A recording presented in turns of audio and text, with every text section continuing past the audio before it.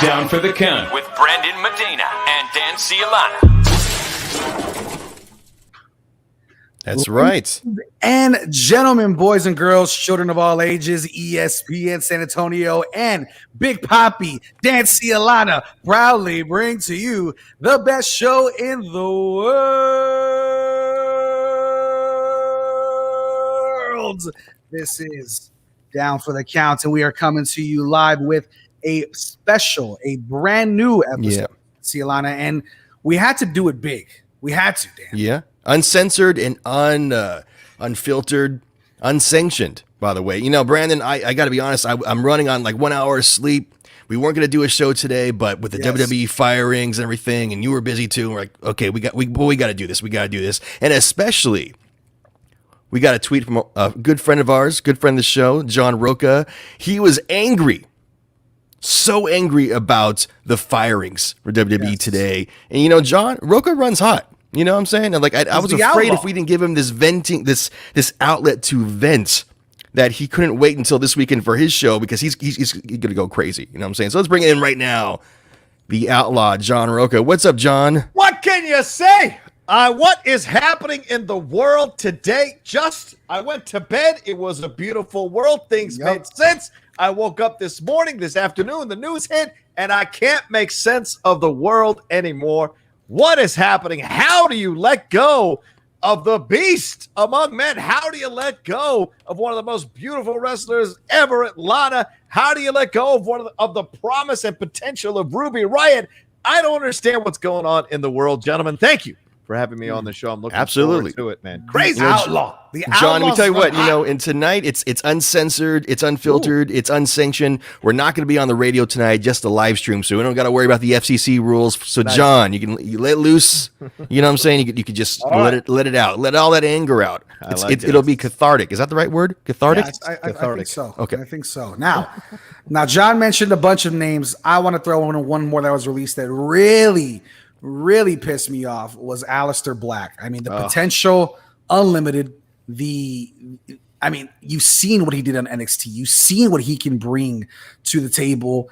And I want to just say this is a gut shot to WWE as a whole, the wrestling fans who have watched the product for years. Yeah. And this is a huge win. Do not get it twisted. This is a huge win for the competition of WWE. This is a massive win. And I mean, we just saw an incredible showing again from AEW this weekend. Another great show. The streak, by the way, Dan Cialana, is still alive. The streak, the greatest streak in wrestling, that is, I do not pay for pay-per-views. That's the greatest streak in wrestling. It is. It's even a bigger streak than the Undertaker's undefeated streak at WrestleMania. That is right. Brandon refuses to pay for pay-per-views, and I get it. $54, whatever, with tax. That's the streak is alive and well. But this is a gut shot to the wrestling community. And Dan, what do you have to make of this? Obviously, Lana, most likely, I'd assume, is going to be there in Jacksonville with her husband. But what do you have to make of everything, Dan? What do you think? Well, you know, again, when this happens, because we've been through this before, these big releases, and everyone goes, "Hey, go to AEW." And for some people, that's going to be a great thing. I think Chris Jericho, obviously, it was great for him to go to AEW. Miro, it seems like it's a good idea to go to AEW. Matt Hardy, etc. However, I want to caution everybody, and I'm an AEW fan, but I'm not an AEW fan boy. And I'm afraid of the perception that AEW will look like the place you go if you get rejected from WWE. I don't want AEW to turn into the old WCW, where basically when Vince McMahon was done with you, your plan B is to go to All Elite Wrestling. I don't think that's going to be a good look, even if it's not true.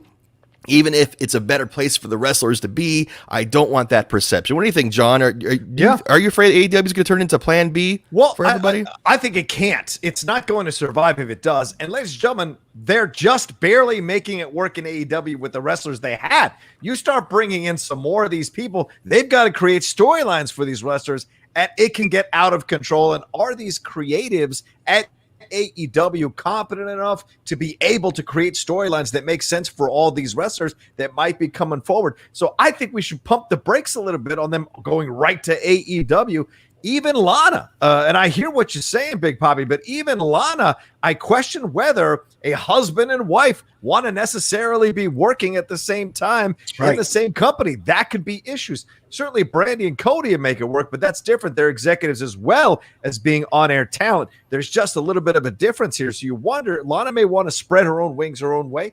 Miro is doing what he's doing and kicking ass down there. So you start to bring in more of these people. They already brought over Mark Henry, Christian Cage. They brought over those people, and that's fine. That's great because most of them in the back kind of schooling the young talent. Big Show out there schooling the young talent. That's fine. You start bringing in these people like Aleister Black. You start bringing in these people like Ruby Riott. You're going to have to create storylines. Now, is it possible? Yes, because there are complaints about the women's division AEW. So let's start bringing in some of these ladies. I don't know if Lana's but certainly Ruby Riott can slide running in there without any problem.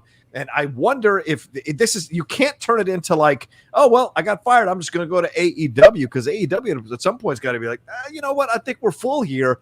Right. Then where are you going to go? If I'm a guy with money,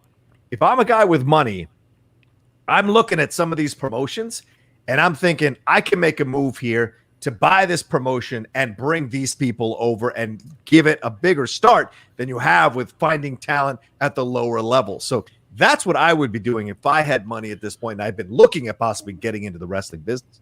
Yeah, you heard it here first. Rocha starting his own wrestling league. Starting soon. Heard it first. Drop it right here on ESPN San Antonio. I'm a Ring of Honor. That's what and that's exactly what I was thinking. You know, Rocha, to your point is, Ring of Honor has a following already. Impact Wrestling has a following already. It would be a very easy and tangible to kind of go ahead and slide right on in. I do agree. Ruby Riott to me. Rocha can slide right in. That's what I hear. That's what I hear. Hey, listen, who knows? Who knows now? Hey, man. But I know that from birth. Go ahead. but when you look at Ruby Riott, it makes the most sense. But how do you pass on the fucking potential of Samoa Joe, Braun Strowman, Aleister Black being at AEW to compete with Hangman, to compete with Kenny Omega, to compete with Pac? I mean, it's just, how do you pass on it? I don't know. I think I will say, guys, there's no chance in hell that I firmly believe that they're going to make the wrong mistakes WCW did. However, Braun Strowman needs to be signed. Like, that is the one. Ruby Riott absolutely deserves the most and probably has the most potential upside at AEW, but there's no way you let Braun Strowman be a free agent. That dude was just headlining WrestleMania, 15 months ago? I mean, it was just not too long ago. He was in WrestleMania's main event. I mean, he was in for the match. He was fighting for the title. Yeah. How do you go from that to here? I have no idea, guys. Yeah. Well, Braun, you know, I'm telling you, I remember the last time, well, not the last time, but one of the last times I saw Raw here in San Antonio, maybe about 3-4 years ago, and Braun Strowman closed the show. And you would have thought Hulk Hogan came out. No exaggeration. The way that the kids reacted to him, the way, I mean, he was treated like a hero. I mean, he was on top of the world. And it's got to be so frustrating for all these WWE wrestlers who are released, because, I mean, we all know that WWE puts handcuffs on these people creatively and promo wise, literally having them memorize scripts like they're living out in Hollywood with Rocha out there. You know what I'm saying? So it's like, so you put the handcuffs on your performer, and they can't really express themselves. You limit what they can do, and then you say, hey, it's not working out. What kind of bullshit is that? It's not fair. I mean, and Braun Strowman, oh my God, just think about how big he was in terms of just just amazing, just how over he was, and that feud he had with Roman Reigns, and just the T-shirt sales and everything. And it's like you ruined it. You ruined it. So you ruined Braun Strowman. Well, I blame Bray Wyatt, actually. Ever since he threw him in that swamp. I mean, Brandon, we were joking even a couple weeks ago on our show. Maybe we ruined Braun Strowman because we said after Braun Strowman came on town for the count last year, things kind of went downhill for him. So he's the only person in Down for the Count history that's come on our show and has gone downhill. Everybody else, Drew McIntyre too, maybe. Yeah, maybe. But I mean, everybody else was getting title opportunities. I mean, right. Now I mean, and you're right. You're right. You look at things and Braun Strowman has to have been the biggest out of left field release in a long time. I mean, can you think of anybody else, John, that's been that huge to get released? This kid is still in his prime. This kid is and he's too big. You'll excuse me. I mean that literally and figuratively. He's something Brandon and I never hear. Right. Fair point. Okay. But like he's too big to head down to AEW or Ring of Honor or Impact. He's too big. I don't get the idea. Like, I wonder what Braun does for me. If you go down to AEW, that's not really the same level of competition, in my opinion, in terms of attention and eyes as you get at WWE. And he is built already as a main eventer for the WWE. It's so confusing to me that you'd let him go. Maybe there's some backstage stuff. I don't know. It seems like everyone Alexa Bliss touches is gone. Buddy Murphy's gone. Braun Strowman's gone. What's happening here? So it's just like it's interesting. Nikki Cross better watch out. So it's just like it's scary to see this situation here, and you wonder what happened. And Aleister Black even said it on his Twitter that he was completely hit out of left field. So clearly, a lot of these people didn't know this shit was happening or had no hints of it at all. Here's the thing, too. I really do believe this, not only in wrestling, but any other organization. I believe that one's firing or layoff should never be a surprise. If it's a surprise out of nowhere and you had no idea whether it's because of budget cuts or because of poor performance, if you're shocked when you lose your job, management failed to do something. They failed to communicate to you. And they got to be honest with people. I hate everyone, I think, has been at a job where you see layoffs, especially in radio. We see this shit all the time. There's layoffs. And even if you survive, you're like, okay, I got my job, but how long until they cut me? Right. And morale it plummets. So I can't imagine that morale at WWE is doing well. They're probably confused. They're like, wait a minute, I thought things were on the upswing. We're coming out of the pandemic. We're starting to go on tour next month, and now we're doing a bunch of layoffs. And what's really frustrating for me, and maybe this is a cheap take, and maybe that's not how money works, but the blood money that Vince McMahon took from that Saudi Arabian asshole out there, NBS, even after it was very clear that the Saudi government was responsible for literally murdering a U.S. citizen, and Vince McMahon and WWE were kind of like, contract's a contract. Right. Money's money, but we can't afford to keep these people. But Tamina still has a job. It's a thing. Like, I don't know why. No offense to Tamina and Natty. Tamina, Nia, and Natty have a job. And who is paying money to see these ladies wrestle? No offense, they're not putting butts in seats. Ruby Riott had the potential to put butts in seats. Lana was turning the corner. Her social media game is like off the charts, excellent at how she's handling that. But those three ladies aren't, and it's all about legacy. It's all about connection, or maybe they're making way less than everybody else, and they keep it that way, so they're not getting cut. But it doesn't make any sense. No one's clamoring for a Tamina Nia a Natty match. It doesn't happen.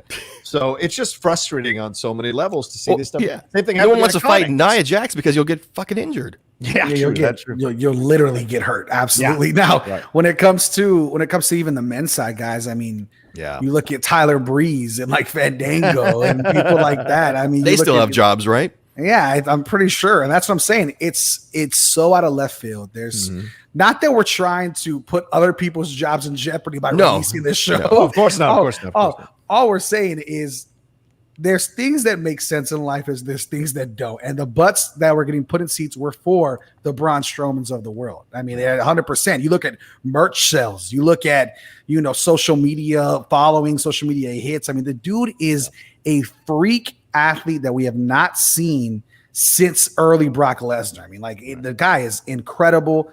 Aleister Black has crazy potential. You look at Ruby Riott. I'm still as salty as ever about Samoa Joe. Oh, yeah. I mean, and the thing is, guys, on paper, it's like, hey, maybe it is budget cuts, maybe it is whatever the case, but AEW and other promotions, AEW has their WrestleMania show coming out in September with All Out.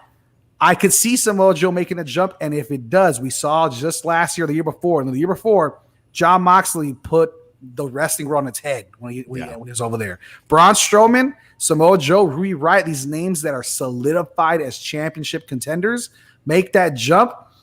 I mean, I get what you're saying, John, about, it might not be the same eyeballs. I disagree. I think AEW is getting just as much. I mean, they won the Wednesday Night Wars. NXT had to move. Right. Well, NXT's NXT. That's the third brand. It's not going to say if they were taking out Raw, that's a whole, or even SmackDown, that's a different conversation. Just this week, but they beat the person in front of them, and that was NXT. So you got to give them credit. Yeah, sure. And then just this week, I read that Raw had like some crazy low viewership. Raw's been bad, guys. Raw's not good. You cannot watch a 3-hour show. Makes no fucking sense, and it's his damn stubbornness that won't make him let go of the 3-hour show. Who's his? Who's his? Vince. Vince. It's always Vince McMahon. And ends with Vince. Pronouns, everything pal. Stops. Yeah, sorry, apologize. Stops and ends with Vince. Always everything from top to bottom, and so you just wonder and listen. And we got to look at the situation. Like, they've been letting people go for the last few weeks now. Yeah. Right? Of course, we had that big Mickey. You talk about morale. That Mickey James situation couldn't have helped morale. And then they let go of people behind. They let go referees, trainers. They let go, I think, of some of the social media team. They got rid of the guy who gives us interviews. Our backstage guy. That guy got rid of too. Yeah. Damn. So it's like they're making all these changes. And what I keep hearing in the wind, and I'm sure you gentlemen have your ears to the wrestling ring as well. The dirt sheets. They're saying that this is being done to prime WWE for a purchase by somebody else. I, in my lifetime, never thought I'd see Vince McMahon sell the WWE. And if it's going to happen, how can you not think it's not going to be Universal or NBC Universal, rather, because they did that Peacock deal. And if that's going to happen, they bought the network, not the whole company. If that's going to happen, this is them, maybe outside people coming in, looking at where the costs are and then making the cuts. And that could be the reason why this has happened. That scares me, John. Of course. Because I've mixed emotions. I love the idea of Vince McMahon not owning this company anymore. All right. His time has passed. I think he's no longer effective. Right. He's got to be put out the pasture. It's okay to retire. It's fine. God bless. Thank you. Mwah. Goodbye, Vince. I don't want to see an outfit like Universal or, someone else, NBC or whatever. Anyway, in those big companies buy wrestling because, again, maybe I'm too traumatized from the WCW days. Time Warner, owned WCW. And from all accounts, these were people who didn't care about wrestling. Ted Turner loved wrestling, but the rest of the people, they were kind of embarrassed by it. I don't want a company to buy WWE and just see it simply as a TV show that you write, because that's the problem with those damn shows with SmackDown and Raw. They're being booked like they're TV shows and not wrestling shows. And if you get some outside company that doesn't even like wrestling, doesn't have a heart for wrestling, they're just going to treat it like a TV show. I think it's going to be absolutely worse. God. Yeah, and in our lifetimes, I don't think we ever see WWE letting go of the number one spot. It's just too big. It's too grand. It's too world renowned. But on the same token, I mean, the product is not what it was, gentlemen, and we know that. We know that as fans. So now we watch it and we love it because we're fans of the people, of the product. We've given years of our whole lifetimes have been just being wrestling fans, right? We love it. We love sports entertainment. Yeah. But when the product's starting to dwindle down, right, and it all points to one person, and then you have a company who, by the way, is backed by somebody that has $6 billion more than Vince McMahon. This is a dangerous situation for WWE as a whole. And I think they're really, with the releases they're doing, like you mentioned, John, I completely forgot about the Mickey James situation. Yeah. There's people on social media that weren't even wrestling fans chiming in on the situation because of how bad it made them look. I mean, you look at the past, of course, obviously it's 2021. It's not 2001, but you look at the previous storylines involving race and gender. Yeah. And I mean, there's some definite bad things that WWE has done that's haunting them now in the future. And I think they're digging themselves a grave if they even think about continuing on this path or even selling. I think that might be one of the worst things that they could do. It's amazing. And look, I don't like this term cancel culture. I get it. People use it, so I'm going to use it in this. Right. Like, there have been people canceled for tweets from 10 years ago, like James Gunn, who has to crawl back on his knees to get his job back at Disney to direct Guardians of the Galaxy 3. Vince McMahon is still in charge of the WWE. You don't even have to go back 10 years to see unsavory situations and storylines, as you talked about, that are sexist, that are racist, that are like xenophobic. You don't have to go back that far at all. Yet this guy is not canceled at all. The WWE is not canceled at all. It keeps surviving. And in fact, this move is really interesting here because remember, Young Rock is on NBC. That's been going on as well. And look, nobody's a bigger fan of Dwayne Johnson than me, so I don't want to crap on that in any way, shape, or form. I'm just saying this seems to be a conscious decision by the powers that be to start to homogenize the professional wrestling, to start to make the WWE a product that is not wrestling, but wrestling. And I think there is a difference here that's moving. They're moving to like create TV shows for these people. They're moving to make these situations here where it's no longer what we remember it being. It is now a product and a brand to be sold, to be marketed, to be pushed out there. And there's also matches. And that's a little unsettling, to go to your point that you just made, Dan, a few minutes ago. That's unsettling. Yeah. I think ultimately Vince McMahon and WWE, they want WWE to be seen as a brand like Disney, ESPN. They don't want to be associated, like you said, with wrestling. That's always been the thing in terms of WWE being up in Stamford, Connecticut. Like, we're New York. Right. We are, sophisticated New York people. You guys down there, you're doing your Southern wrestling. What we do is sophisticated entertainment. We're classy. We go to Trump Tower. Well, that used to be classy. We go to, now we only got a couple more minutes here with Rocha here, and I'm going to do something with you, Rocha, here. Okay. And we'll see. Speaking of promos and scripted or non-scripted promos, I'm going to put a timer on here for a minute. Here we go. Oh boy. And I want the CM Punk shirt on. Be careful. The Outlaw.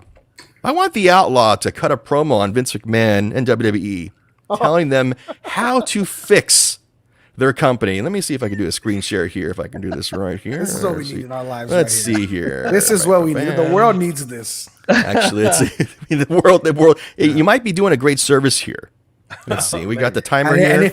And please, Rocha, take your time. Listen, if you mess up on lines, we'll call you out like Cena did to Roman. It's all good. Of course. It's called a promo, kid. All right, here we go, Rocha. And let's see. You got to save the WWE right now. You got 1 minute to save the WWE, unscripted, unprompted. Here we go.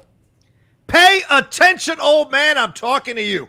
The Outlaw is coming in hot because I saw what you just did. Letting go of so much talent to keep people connected to you. Third cousins, second cousins, your boyfriend's babysitter, still wrestling, hurting other people. What is wrong with you, man? You lost. Where's the hunger that you used to have? You complain all the time about these other wrestlers and you're not their daddy, you're not their father figure and all that kind of crap. But the way you treat them like redheaded stepchildren. You kick them right on out the door. And it makes no sense because they had such potential. And I tell you something, the last thing you want to do is motivate an athlete, motivate someone who takes pride in their work. Because I guarantee you, just like Charlie Sheen winging that ball at his manager when he thought he got let go at the beginning of Major League, he's going to come back to haunt you. And so will every other wrestler you drop. Sell the company, old man, to someone who knows what they're doing. Triple H, listen up. There you go. That's how you do it. Hard times, Daddy. That's what I'm talking about. Hard times. Now look at that. To the screen, Daddy. Now, if this was WWE, I would have given Rocha a 20-page promo. Memorize it. There'd be rewrites all the way up to TV time. But look at that. No, you unprompted, unscripted. You just go like that. What a pro! What a pro! Yeah, what a pro! And a better promo than what a lot of wrestlers are doing on WWE TV. Yeah. A better promo than anything that Bailey has done to impress me. Anyways, that's out of nowhere. I love Bailey. Don't take shots at Bailey. I'm always taking shots at Bailey here. Her show is great. What's wrong with you, Poppy? Hello. Ding dong. Hello. Ding dong. So in memoriam, we have Braun Strowman, Aleister Black, Ruby Riott, Lana, Santana Garrett, and Buddy Murphy. So that's at least today. Maybe tomorrow we'll have more. Yeah. We might have to just change the brand of this podcast to just the Firings podcast. If you're all, good God, I mean, What's left? What's left? Yes. There's got to be a point where you got to just ask yourself, if you're WWE, can we afford to be in business? Because Brandon, you know this from radio. Like, there's a lot of radio companies that just can't afford to be in business. Some of them rhyme with iHeart. And it's just like they're bankrupt. They got no freaking money, but they're just trying and trying. It's like, no, it's okay to go out of business. Yeah, man. There's a lot of shots being taken. I know, over. right? I didn't see a lot. I'm of just saying. I mean, it's fine. Just because don't stop wasting people's time. Well, and what I think we can all agree on is there is a time and place for everything. There's the AEW is at the right time, at the right place. This would not have worked years ago. This just wouldn't. And they came in at the right time when they saw that the product was starting to fail fans. It was starting to dwindle down. It was starting to become very watered down of what we were used to. That can be attributed, I don't know, to the PG era. I'm not sure. We can get into that another time. But when you look at WWE, what we don't want to see is 60-year-old guys and 70-year-old guys come back and try to do things. Let's push the young talent. Yeah. Yes, exactly. Let's push the young talent into the forefront, because if you're going to get left behind, man. They're AEW and other companies, not AEW, Impact Wrestling, Ring of Honor, New Japan Pro Wrestling are built and grow with young talent. Years of storylines that just people live on and breathe. The thing is, here's one thing, guys. Come September, AEW is going to be doing their all-out show. John, I want to know your thoughts. You're wearing the shirt. CM Punk jumps ship. Does the wrestling world turn on its axis? Oh, my God. If CM Punk was to show up at AEW, say goodnight. People still love him. People still love him. They want to see him back. The MMA thing didn't work out. He's tried the acting thing. It's okay. But it's where he belongs. Don't be nice, John. It's not okay. Don't be nice. Don't be nice. But this is where he belongs. This is what he's born to do. And his wife is off being an inspirational speaker. She has found her path. This has always been your best path, CM Punk. Always. I love you to pieces. Took me a long time to come around on you. Come back to where you need to be, which is in front of the fans, entertaining the fans, dropping pipe bombs like nobody's business. Get up on there and do your thing at AEW. I think he'd be fantastic, and stick it in Laurinaitis' face. That's for damn sure. I don't think it really works. Yeah, stick it in his ass. Hey, you're not a big fan of people power? Yeah. People power. Yikes. Yeah, stop firing people. Well, that's the irony, isn't it? They talk about themselves being aloof and being distant and we're in Connecticut and blah, blah, blah. Yet they still act like those guys down there in the South that they're making fun of with these underhanded deals, these backstabbing things that they're doing, and the way they only keep their family employed but kick off everybody else. It's ridiculous. They're still carnies. Yeah. In their blood. Their blood, they're still carnies. That's the McMahon family. If I win the lottery, I'm going to start a damn federation. I'm telling you right now, no lie. I will start a wrestling promotion if I win. Do it. God, please. I will absolutely do. You Can two we will be the ringside announcers. Yes. Fuck yes. Hell, I want to be a referee, maybe. I don't know if I want to. Dan Cialano would be a great referee. Dan, you're the Mauro Ronaldo of the situation, and you fucking know it. Thank you. Without the mental health stuff, I don't want to that on you. Yeah. Well, but I know you got the Speaking of getting canceled. I will bully the shit out of Dan Cialano. He will. He'll do it. He'll be my JBL. I will be that guy.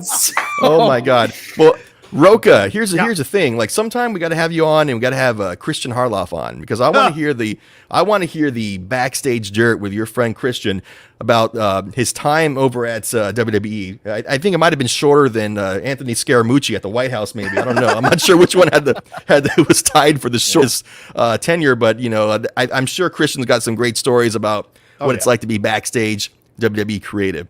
Yeah. So I want to plant that seed there sometime. We'll have Christian on, hopefully. If he's around. He's got nothing to do, right? He's just looking for stuff to do, right? That's right. Sitting on the couch. Yeah, hoping to get it. all those matches take care of himself, just like That's sitting right. around doing nothing. Totally. Work-life balance. Yeah, exactly. All right, John Rocha. How do we find you online, sir? You can always find me at The Rocha Says on Twitter and on Instagram. And like they mentioned, the gentleman did very kindly earlier, I got a Saturday pro wrestling show called Strong Style to do with my brother Aaron Turner, who has been on the show once with you guys as well. We have a great time talking wrestling. I'm sure we'll be talking about this as well in the Mick Foley biography. And whoever is on Dark Side of the Ring tomorrow night, whatever the subject is. What is it? I know. Yeah, I have no idea either. Whatever it is, we're going to talk about it for sure. Follow me there. The Mountie. Is it the Mountie? No, I think I actually heard they were going to do a Mountie one. Dan, I would love to do the Mountie. Let me tell you right now, Dan. Here's the thing: if Rocha gets that federation started, Oh, the Mountie. you have to get a Mountie tattoo because you talk about this guy so much. You should, and I'll get you. You got to get a jumping Jim Brunzell tattoo right there, yes. Big Pop. But yeah, you got to bring Iron Sheik to be on. Iron Sheik can be your commissioner. I want Iron Sheik behind the scenes interviewing. What do you think, Jabroni? But yeah, come and hang out. And also Friday night, me and Ben Bateman going at it, pay-per-view. Friday night, we are the main event. Two rivals slamming into each other on the Schmodown as well, seeing who wins that match. You know it's going to be Titanic, so come and watch that too. You want to see Rocha slam Bateman? Yes. Hey, I'll pay. Is that an OnlyFans thing or what's that? I'll tell you what. The streak might stop right here. The streak might come to an end, gentlemen. Right on, man. Well, yeah, Rocha needs that pay-per-view revenue from Schmodown. Come on. I'm sure you need. Yeah, like we make any money off it. Yeah, thank you so much. John Rocha. Joining us, man. Thanks for joining us, John. Take care. Much love, guys. Thanks. You. Always love having John on. Good guy. Oh, what a guy. The Outlaw. He was running himself. hot, man. He's like, you know what? I got to get down for the count because I am mad. I'm hopping mad about these firings, and I don't blame him. So, I did that for John. I haven't slept in like 24 hours, but when Rocha says, you know what? I need a spot. You give Rocha a spot. That's how it goes, man. That's how you don't want to miss out. You don't mess with the Outlaw. That's right. And that's how love within media goes for all you companies that are absolutely awful. Exactly. That's how love in media goes. And we are always making sure to bring you guys the best content. Obviously, it's a dark day in WWE history, but I think we're going to look back on this, Dan, in a few years from now when AEW is just murdering it. And we're going to say this is where the game changed. This is the pinnacle of where things started to shift for WWE in a negative light. Because let's be honest, Dan, you and I both have talked about this. Raw is almost unwatchable. Yeah. It is not good. We've always been the type that even if we miss a show, we'll watch highlights. Me and you just go at it, just blind sometimes for Raw. Because it's like, we're what? What are we watching? Every time I watch Raw, I feel bad for the wrestlers.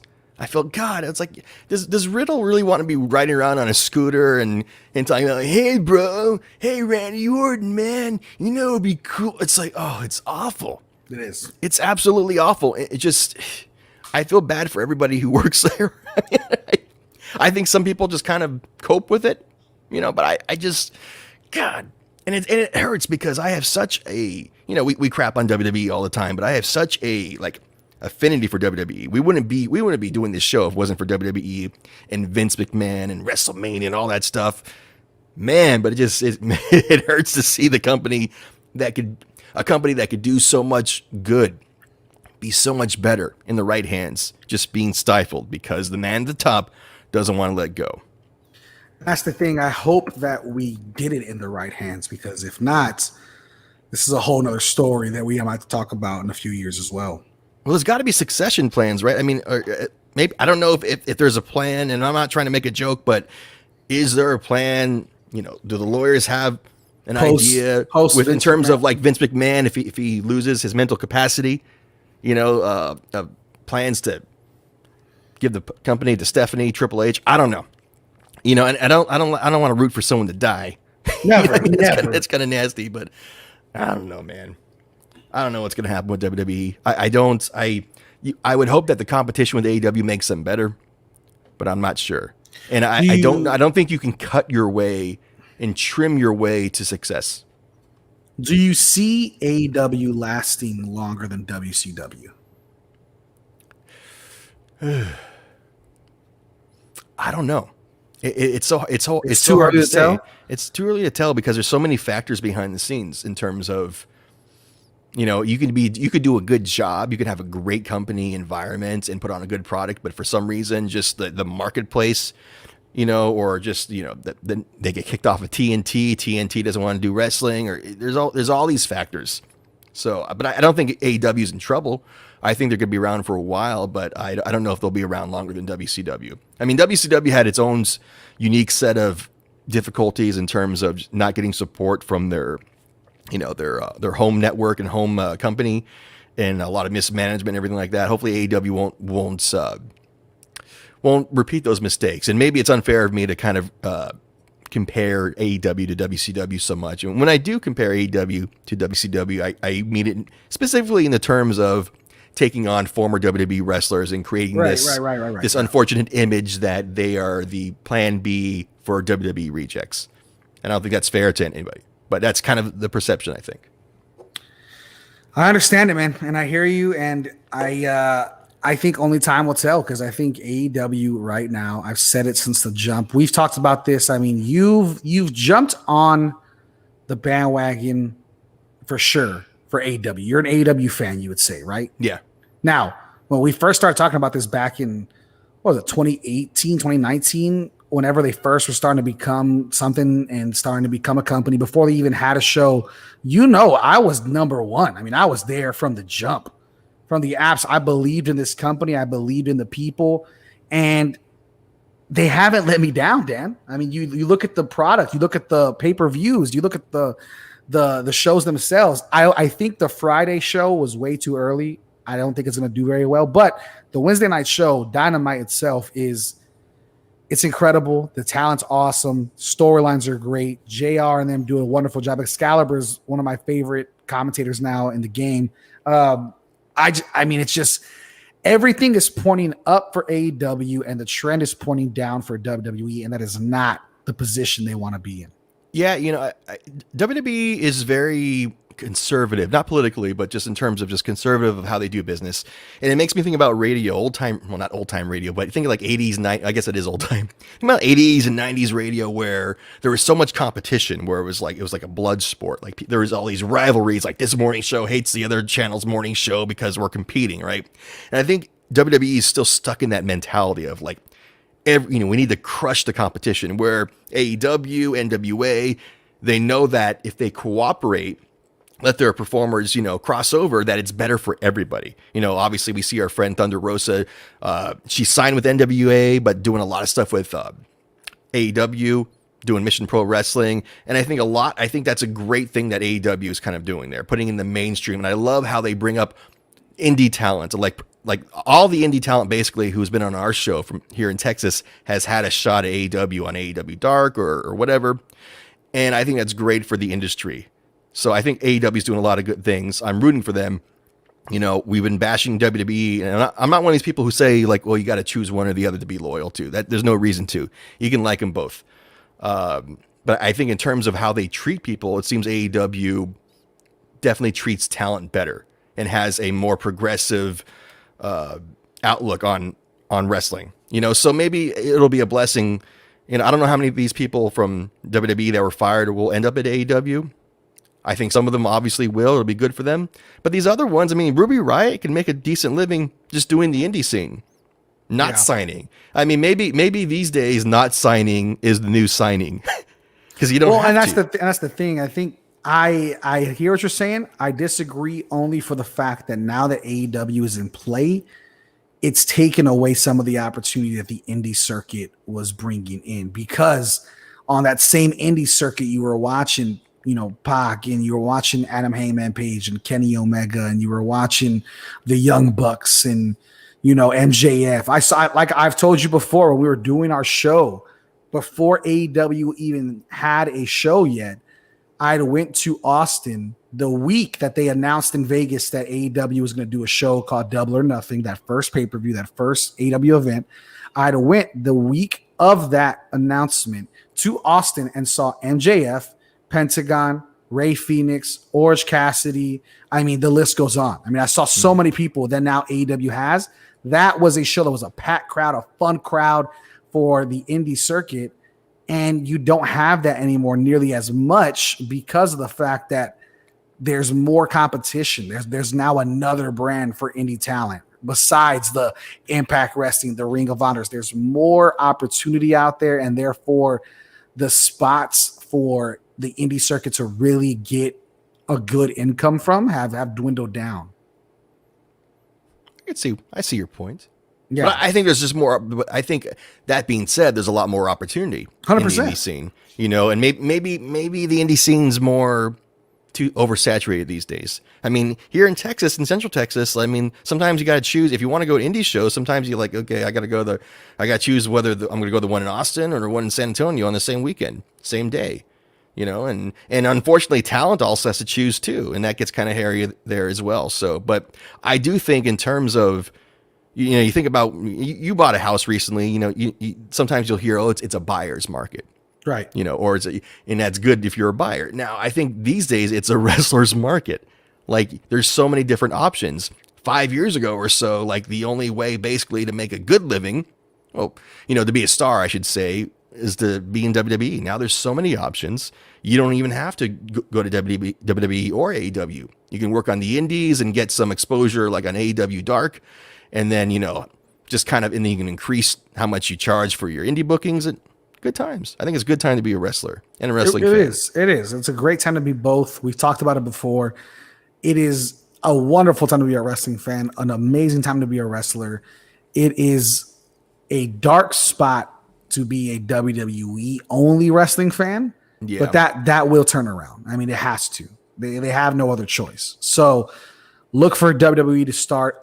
Dan, is it the PG era to blame, or is it just storylines and creative? No, I don't blame the PG era. I know a lot of people do. I think it just wrestling needs to feel real. I always say this, it's like it can't feel like a TV show. And just think about that pay-per-view last Sunday that you did not pay for, AEW. And Hey now. And on Dynamite, like those shows have like a really, no pun intended, but a really raw feel. You feel like you're watching something kind of spontaneous, just sort of like, a little bit out of control, and it kind of feels like just more organic.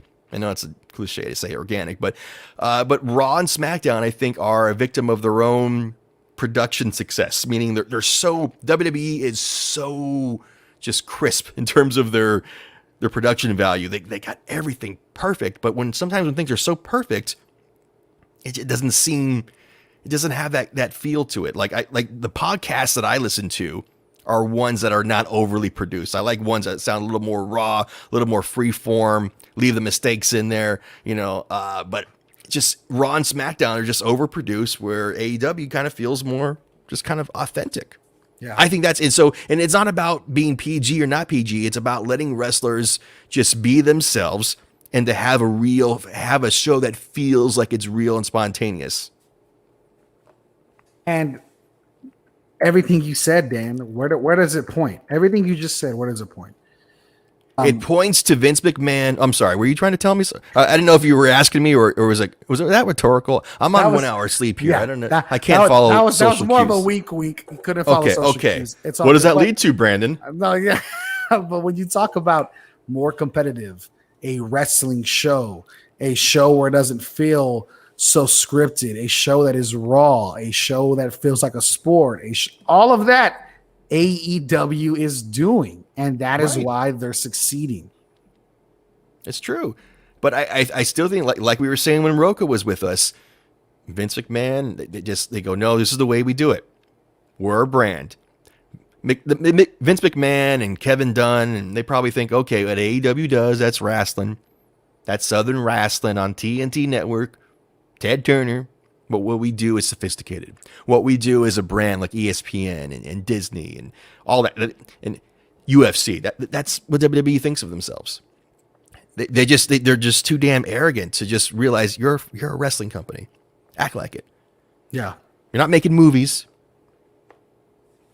Nope. Am I making any sense? I haven't slept. No, you are. Am I okay? You're making 100% sense, and that's what I'm saying.